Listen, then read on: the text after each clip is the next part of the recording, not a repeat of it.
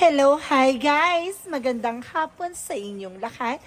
This is June Rodriguez from Masagari Channel. Alvin Rose of Matarder. So ngayong hapon na to, tingnan natin na nagsasabihin sa iyo ng ating mga gabay. So this is a weekly gabay for the month of February 14 hanggang February 20 for the sign of Aries. So Aries, welcome to my channel. Ano kayang messages, advices ng Spirit Guides ang ating masasaga for today's video?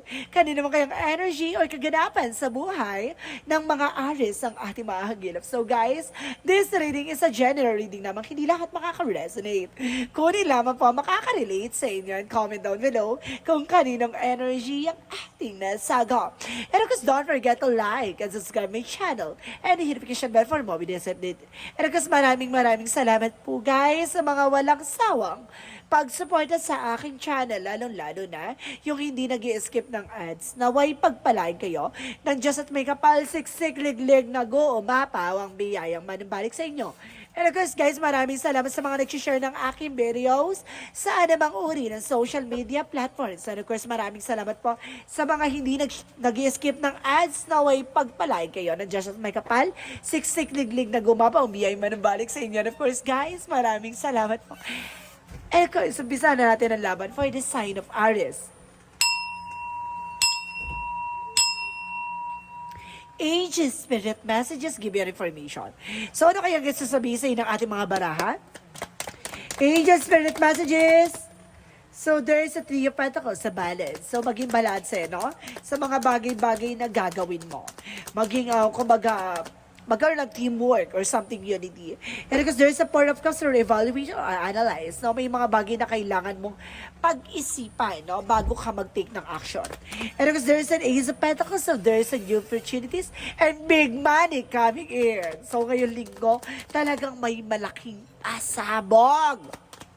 Additional messages, and of course there's a Seven of Cups, a lot of opportunities or either confusion. So ano to? Confusion or opportunities? Ano ka dyan? So let's see.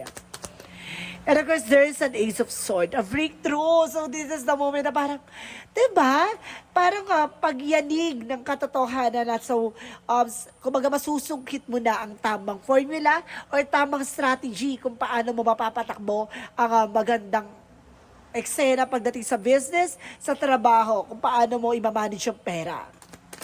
Oh my God! So there's a Three of Wands, so there's a waiting for a ship or waiting for a soul. So some of you guys, kung may mga hinihintay kayong travels or something documents, so this is the opportunity na may something na kumbaga, eto na ang inimiliti or ang hinihintay nyong mensahe. So there's a Two of Cups, so there's a partnership. I told you so. So there's a teamwork, a unified love or something, a partnership. So let's see what is the Four of Cups. High Priestess, so there's a information na kumbaga there's a lot of hidden agenda or hidden enemies. So, reevaluate, no? Observe. So, let's see what is the Ace of Pentacles. So, there's a Knight of Cups. So, there's a wish fulfillment. So, ito yung pinangarap mo. Yung hiniling mo na makakabangon, makakaahon ka na sa utang. So, this is the opportunity na kumbaga, eto na.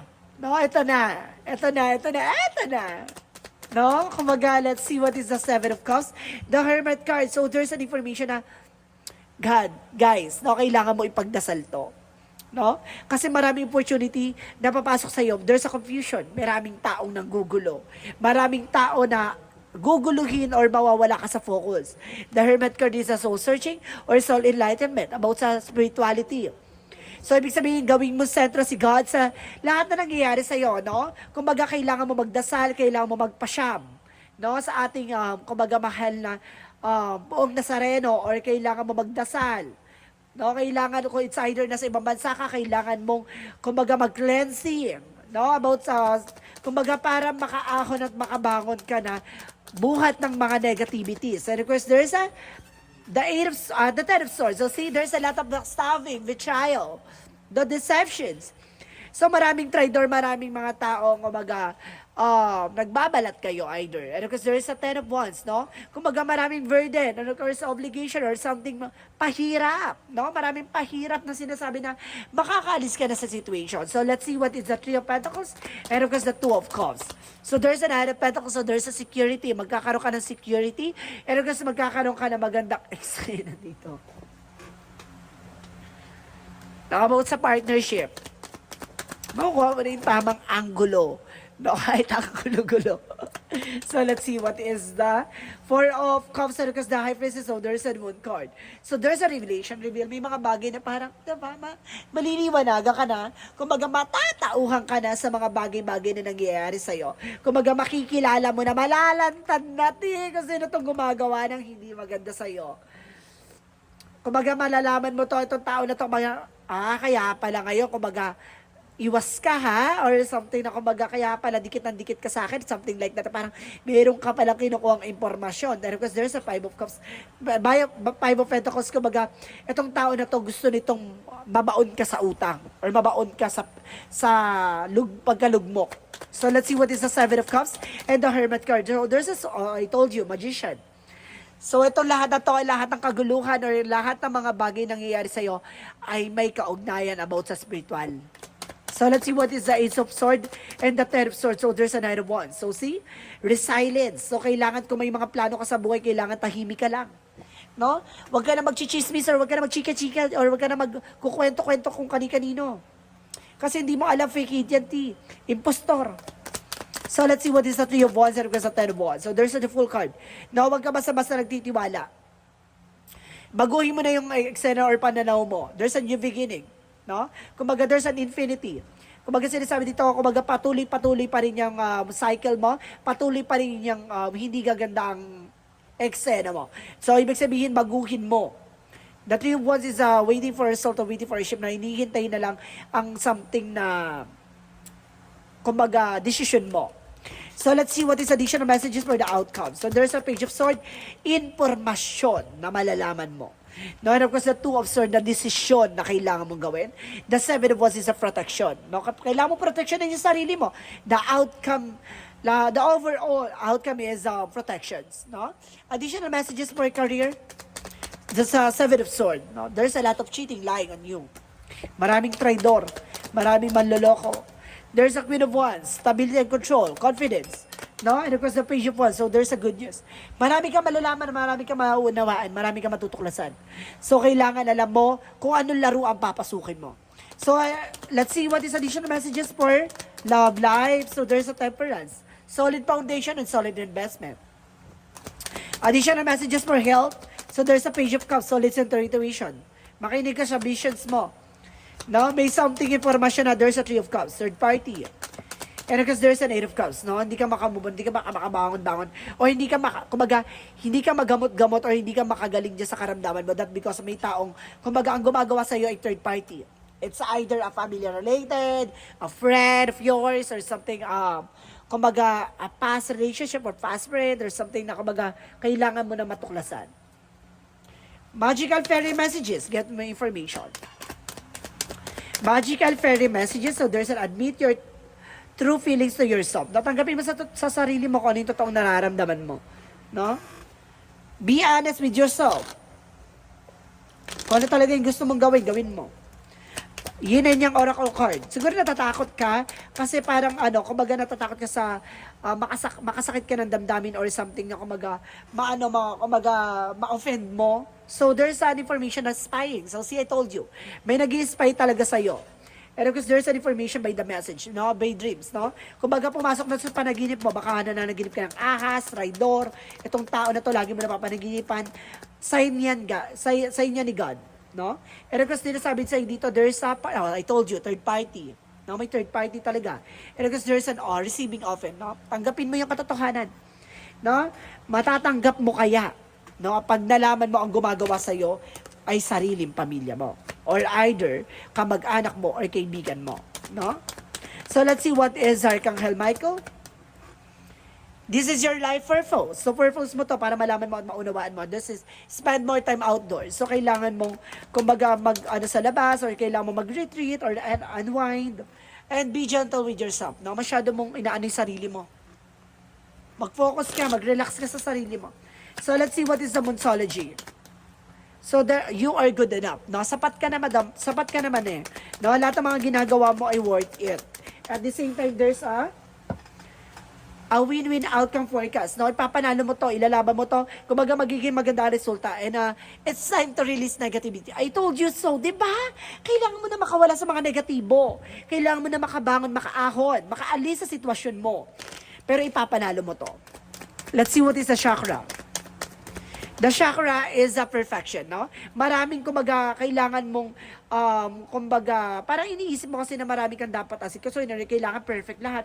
Kumbaga, takot ka ma-reject o takot kang masabihan ng ibang tao, pero kailangan mong iset aside yan. And there is a confusion. So, see? Kumbaga, ginugulo ka nito para maalis ka sa focus. At the same time, there's a isolation. So, see?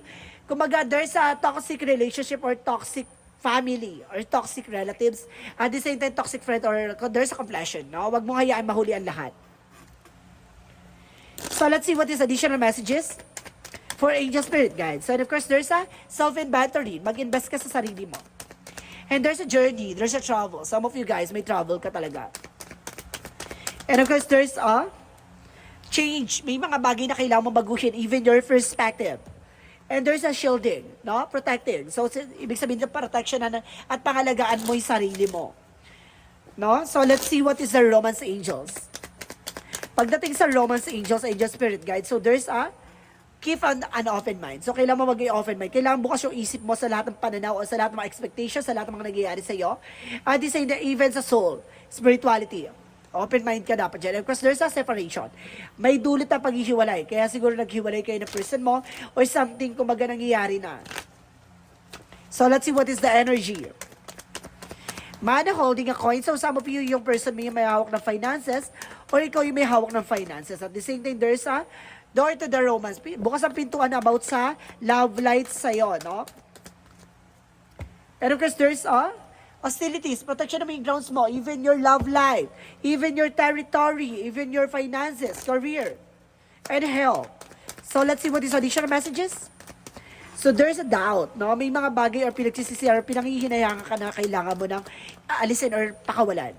No? Ganun talaga, may mga nangyayari talagang, kumbaga, nangyayari sa atin na there's a failure or rejection or obstacles, kumbaga pagtanggap, yan ang kailangan mo. And of course, there's a failure. So, see, I told you.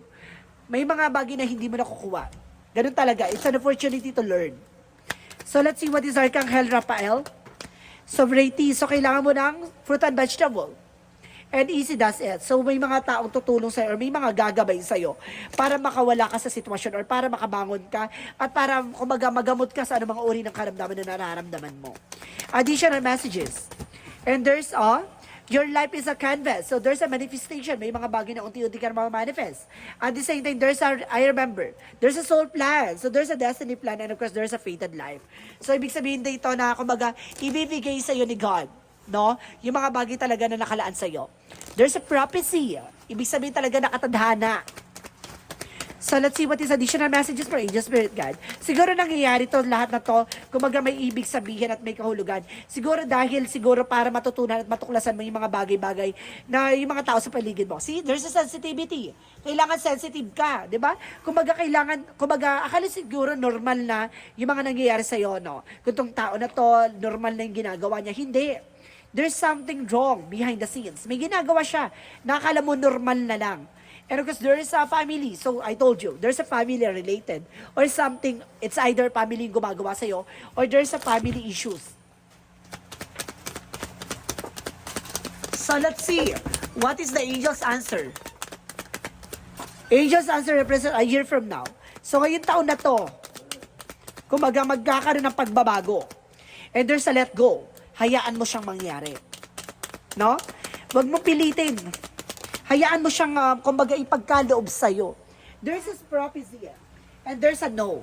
Marunong ka dapat humindi, puro oo na lang. Puro oo, sige, okay na yan. Diba? Marunong ka mag-reject dapat. So, let's see what is the Jesus loving quotes. And, sinasabi dito, you are the light of the world. Ikaw yung magsisilbing ilaw ng mundo.